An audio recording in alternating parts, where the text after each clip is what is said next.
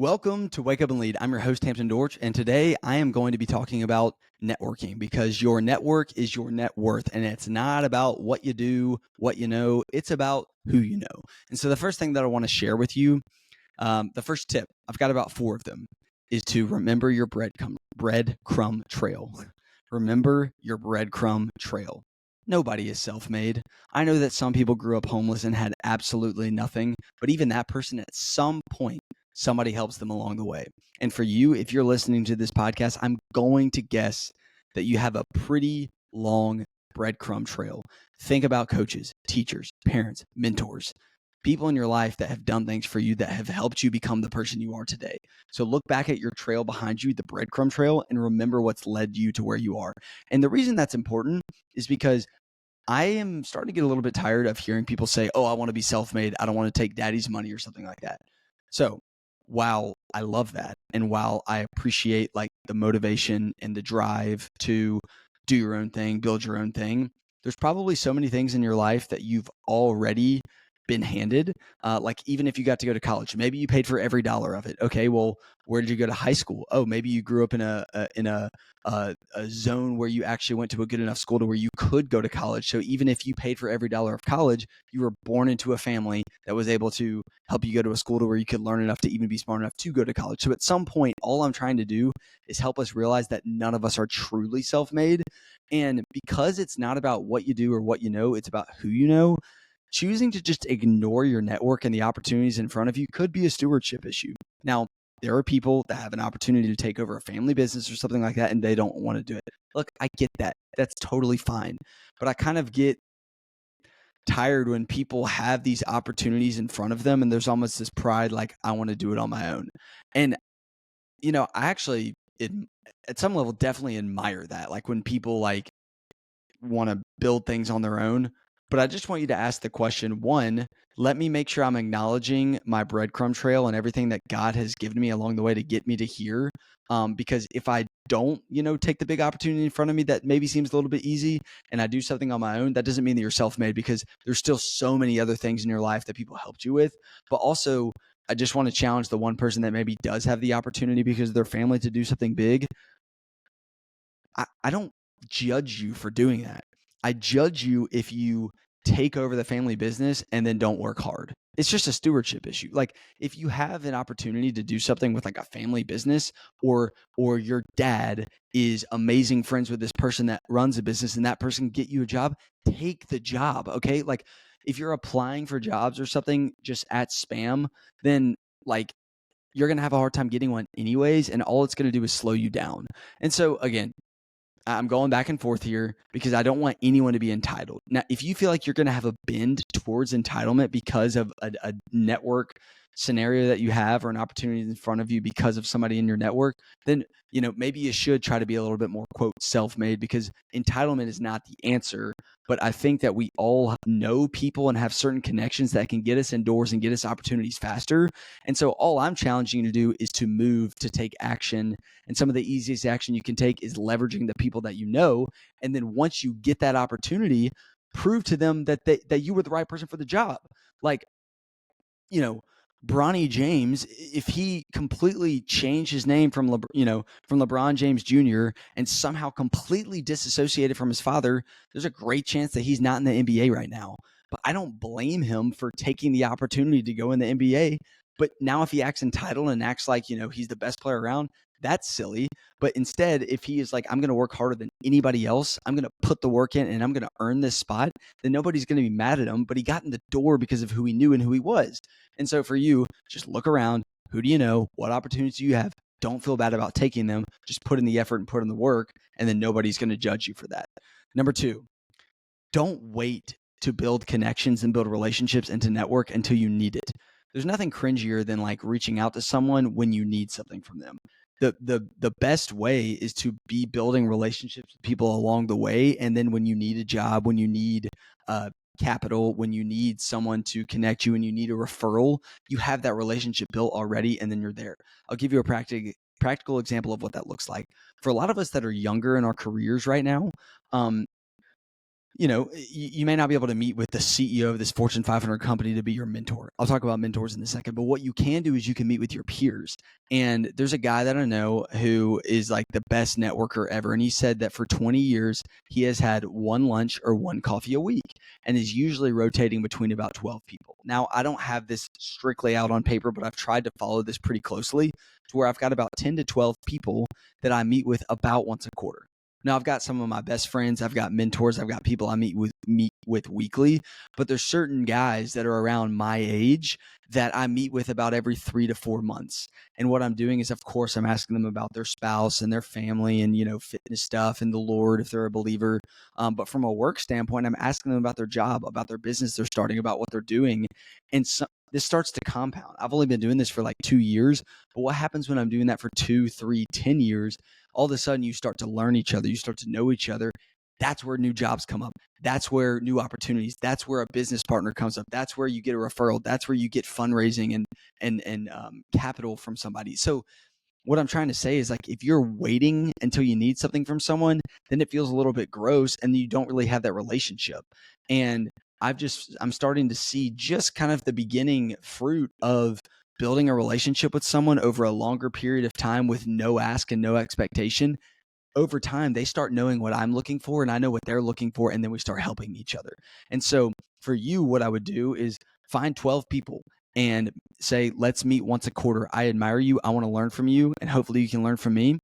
And then over time, you're getting to know each other. You're building a friendship. And then when somebody says, hey, do you know anyone in real estate? Oh, yeah, I got you. Here's the guy. And you refer them and you're a giver. And then over time, not that you give to receive, but a lot of times the way this works, things do start coming back to you.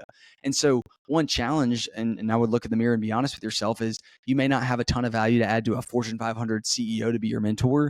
But if you look around at your peers, ask yourself the question, what can they learn from me? What value can I add? I have an itch, like an entrepreneurial itch in me. I'm not I'm not an entrepreneur. I don't have my own business. Now, I've talked about this on this podcast a lot. I do life coaching and performance coaching for a couple of people. And so that's, a business. My main focus is like on my job at WildSpark. But I do have a couple of guys who are entrepreneurs. They've started their own thing and I'm very fascinated by that. And I want to learn from them. But at the same time, the value that I'm able to bring to them is that I work for a company that does leadership development. And so I've learned a lot about organizational health and culture. And so I can talk to them about that as they're hiring people.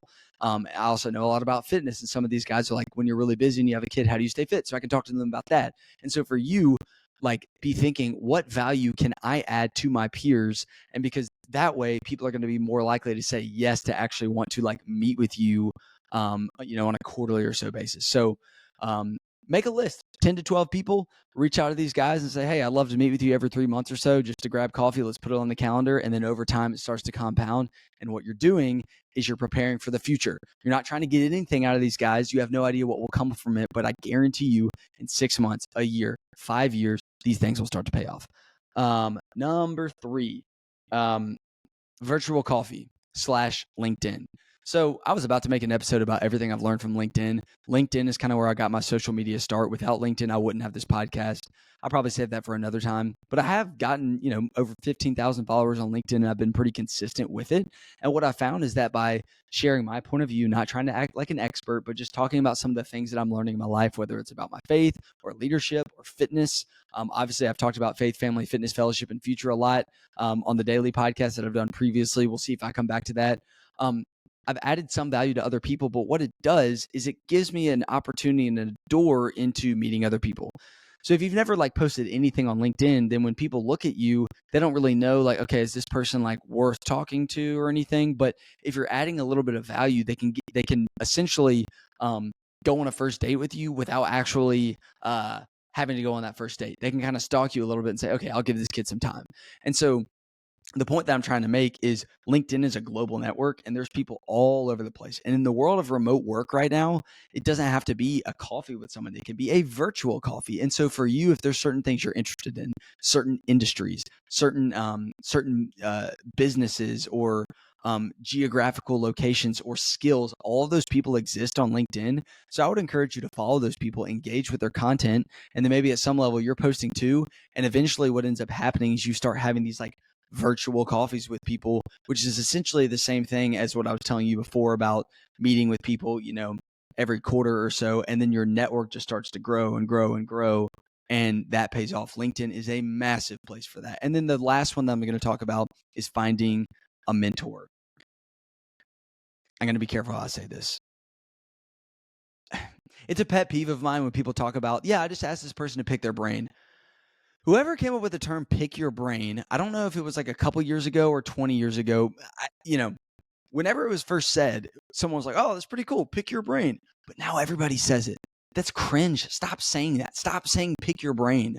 And maybe you disagree with me. You're like, dude, it's not that big of a deal. But for me, some reason it bothers me. I think I correlate asking someone to pick their brain with laziness because everyone asks to pick their brain. The better mentor, the more successful, the more wise somebody is, the more likely they are that there's 20 other people that are asking them for their time. And their time is far more valuable than yours at this point if it's someone that's older and wiser and more successful and has more demands on their life. So if you send them a message and ask them to pick their brain, they might say yes, but how does that make them feel? Like they don't, how could you go so much further and above and beyond? And so there's certain people, if you find someone that you want to mentor you, first off, don't ask them to mentor you. Ask them to meet once. Because if you ask them to mentor you, that's asking for this long-term commitment on the front end, and that puts them in an uncomfortable spot, and it's less likely that they'll ever even meet with you once in the first place.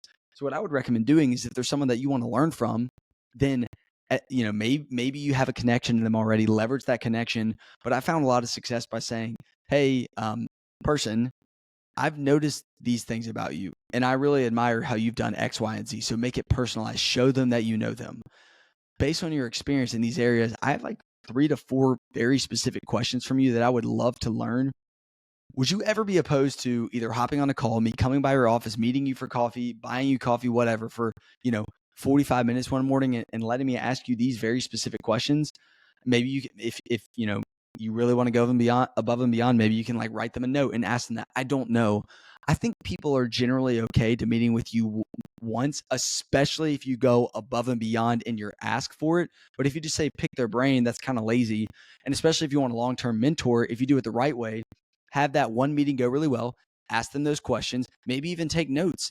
And then whatever you ask them advice on, whatever they told you to do, unless it's ridiculous, which it probably won't be if they're the right person you reach out to, do what they told you to do and then follow up with them.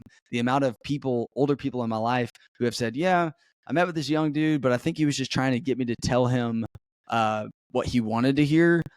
And it didn't really like follow through on any of the things that I said. You will stand out if you do everything on the front end to get the meeting set up and then ask them the questions and then do what they said to do and then follow up and tell them the impact that it had on your life. Write them a letter. And then maybe at some level you could say, hey, if you're ever open to it, I would love to meet with you again.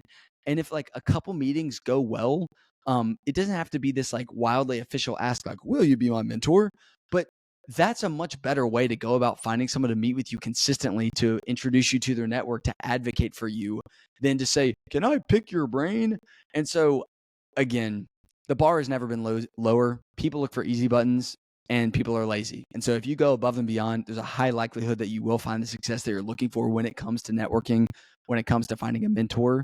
And again, it's not about what you do, what you know, it's about who you know. Okay. So really believe that. Continue to give, always give without expecting anything in return. And you'll probably be surprised at some of the things that come back your way. It's no promise, but it's just kind of the way the world works sometimes. It's time for you and me to wake up and lead.